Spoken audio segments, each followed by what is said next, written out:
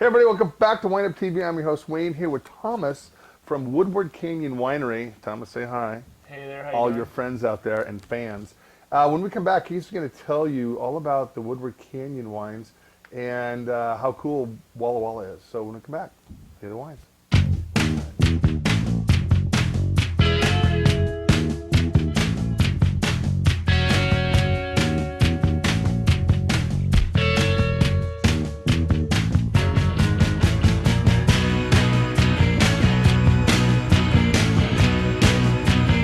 Back. Thomas, first time we met, I don't think we met at the Pure Space. No. At the Walla Walla tasting. I don't think you were there. No, I met I Rick. was on the road, yeah. I remember meeting Rick back in, gosh, let's date ourselves. Rick had more hair. 88. Yeah, I think I was like, still had hair then. yeah, I think I was like 26 or 27. That's when I first started getting into wine. I was on a business trip in Walla Walla. I met Rick. I met Gary Figgins. He was just building his tasting room. It was just a trip back in the day. Now look at Walla Walla. Yeah. You guys, Walla Walla from Portland or Seattle is a 5.5 hour drive.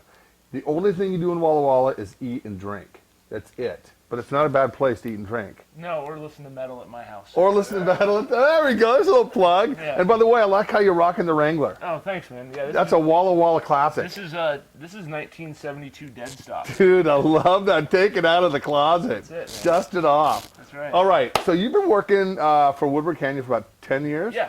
Or so. You've kind of grown up with those guys because you're just a youngster. I'm just an old guy. So you've seen a lot of different vintages. Yeah. You've seen a lot of struggles, especially the last couple of years, weather-wise, in the vineyards. You've seen, 2010 was a struggle. 2011 last year was very cool. Isn't it nice being able to work at one place for a decade and see all the different vintages that happen? Yeah, it's huge. I mean, you end up, for someone doing what I do, which is I spend as much time on the road as I do, and I'm, basically preaching the Woodward Canyon gospel. I mean, obviously you're... How's that sound? Could you have a couple lines? You just heard it. I did. Yeah. I did. Yeah, but that's what I do, and so much of what helps me do that job better and be able to kind of enlighten people on the wines more is having that background of saying, well, this vintage is sort of like this vintage, and being able to compare and contrast, and also just having a long track record with the wines, being able to kind of see stylistically where we've been, where we're headed, and get to know the vineyards and all that. What was Rick's first vintage? 81.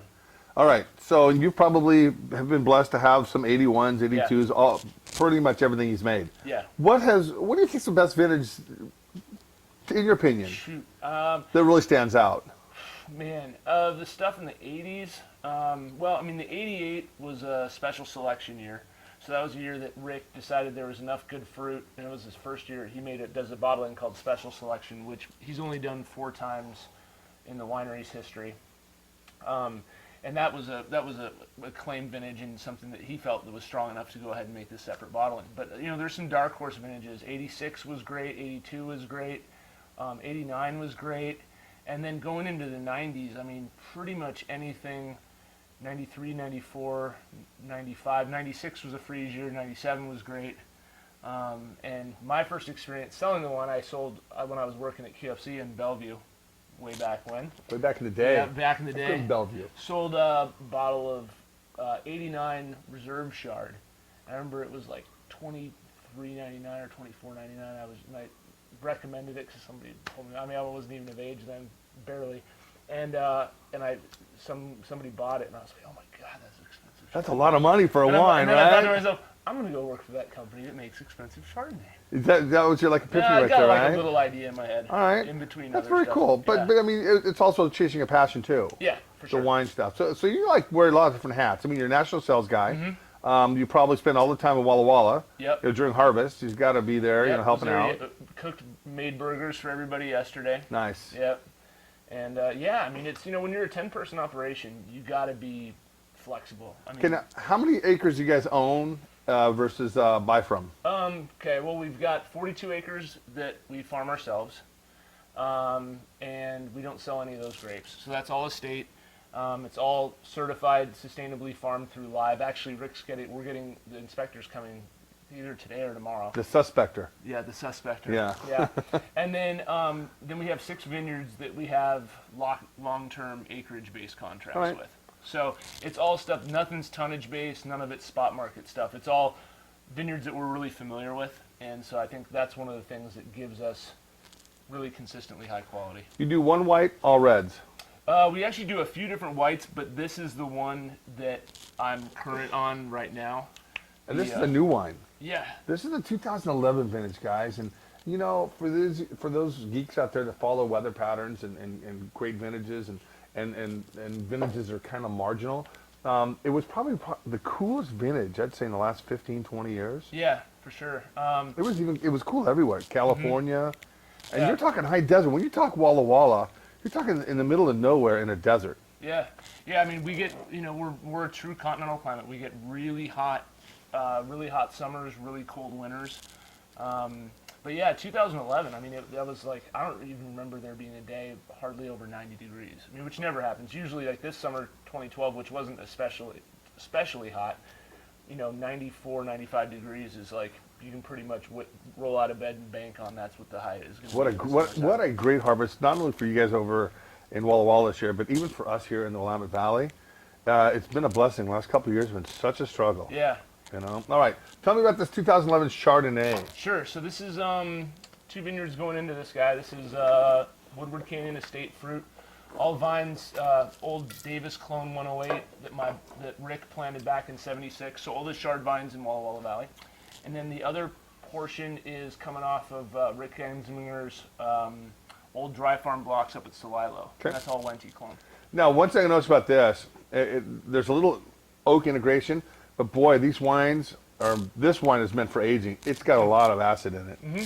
Just really acidic. Yeah, and one thing that people, I mean, not that there's that many people that really take time to age their wines anymore, because I think the latest statistic I read is like 94% of wine that is purchased is consumed within a 3-month period. I'd say within a week. Yeah, well, I mean, they're being No, you're conservative. right. Maybe this was someplace. I'd say within a day. Yeah, I know. Gone.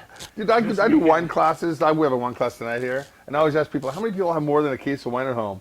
Maybe 2 or 3 people are 16 really? will, and then people think that wine's going to go bad as soon as you bring it home. I think Slim had that when I first met Mark. It's like, dude, it's going to go bad. We got to drink it. So we're going to sit on the shelf, right? Yeah, So, it's got a little time bomb you attached. got it right.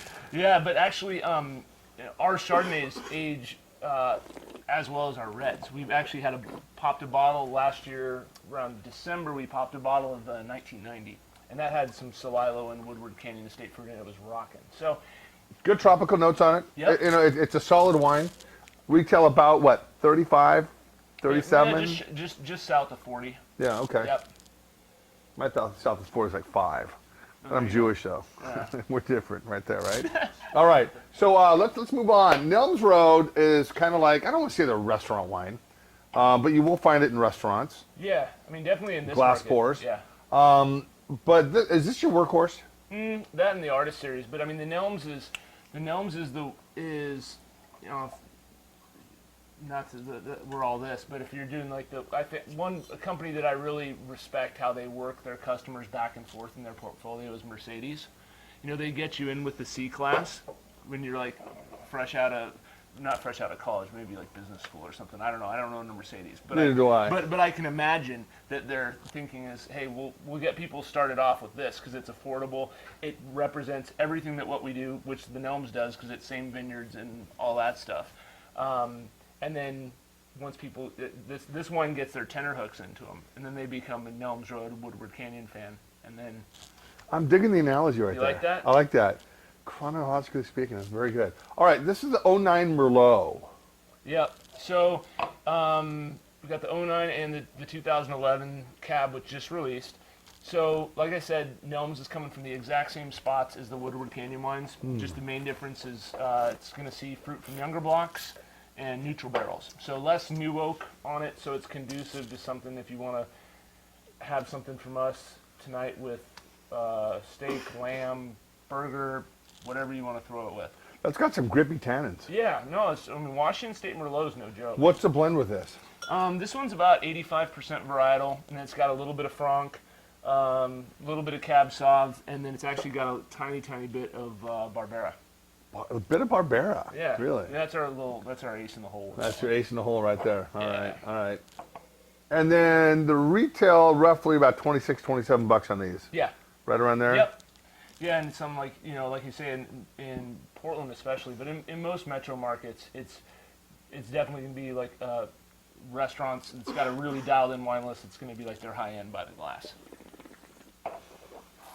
But super consistent vintage to vintage, and it's When did you first start making in Elms Road? 98. All right. Yeah, and then it's just kind of grown from there. Initially, it was only like a couple hundred cases, and Rick was just kind of doing it as an experiment, and that's kind of how a lot of things evolve at Woodward came. And they start off as experiments and then end up becoming something else. There you go. But I like the oak integration. It's got a really nice mouthfeel. It's got a really lengthy finish. Yeah. And I'm not a huge Merlot guy, not because it's sideways. I've never been a huge Merlot guy.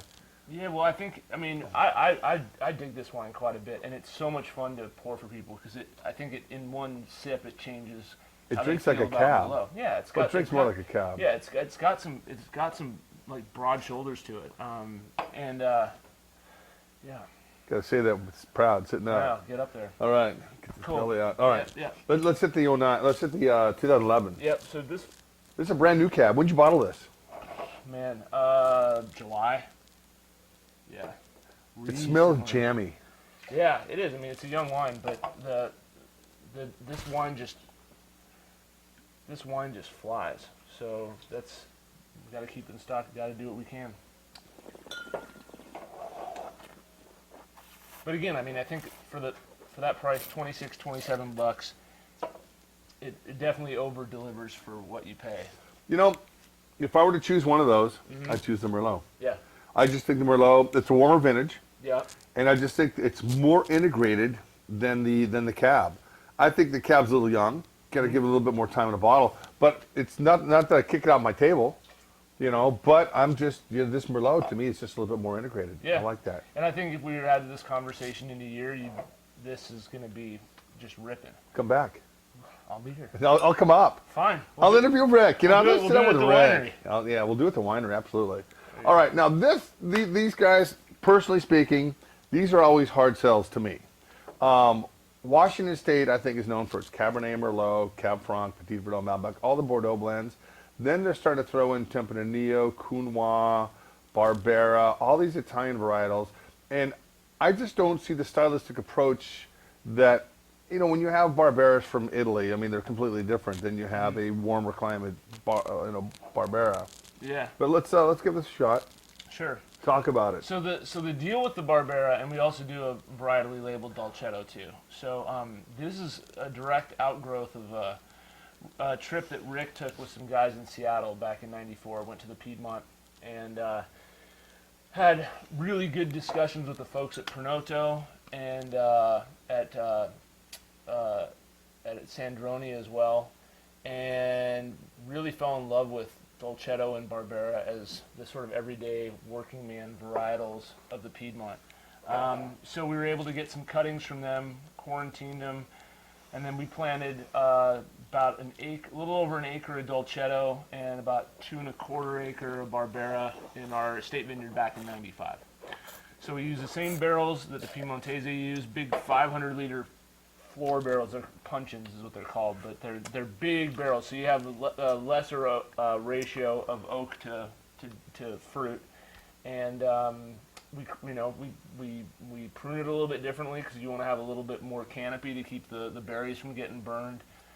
Clusters are bigger too. Clusters are bigger, yeah. I mean, Dolcetto is almost looks like Thompson seedless when you get the clusters out there. They're pretty massive compared to like the little scraggly Cab Franc things that they're actually kind of embarrassing to look at. They're not your textbook what you would think of. Sure. Great. So you only have what, a couple acres of this, you said? 2. So you're harvesting about 2 tons of fruit per acre? Yeah, it's this on the Barbera crop's a little heavier just because it's of how the clusters come off. Yeah, it's probably about like 2.5. So what's your case production on this? Maybe a couple hundred? Yeah, it's like 300 cases. That's it. That's just pretty much a little bit distributed, but a lot of it's for sale in your Yeah, I tasting mean, room. really the only place that I sell it is I sell a little bit, obviously here in Portland.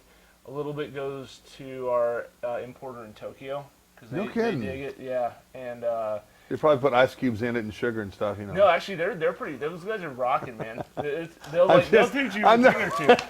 It's pretty cool.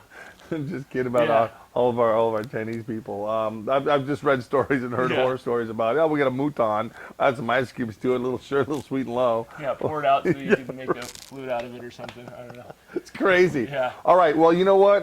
Hey, guys, Thomas is taking the time to come by here. Check out his wines. If you've never had a Woodward Canyon, always curious about it, this is a good intro. Under $30, pretty much, for the wines, except for the Chardonnay is a little bit more than that. But they're very structured, very well, and Walla Walla is just a great place to visit. If you're ever considering going, if it's on your bucket list, a place in the middle of nowhere, and I don't want to say in the middle of nowhere because it is somewhere, Well, it's, yeah, but I mean, it's just, how far from Boise are you? 4 hours. You're 5 hours from Portland, 4 hours from Boise, Yeah, 3 hours from Spokane. 2.5. You're in the middle of It nowhere. depends on how, but see, the thing is you can drive faster out there. So Yeah, you have can. a lot of time. All right, there we go. Talk like a true race car hound here. That's right. All right, guys, when we come back, we're going to do Woodward Canyon's high-end stuff. See you in a minute.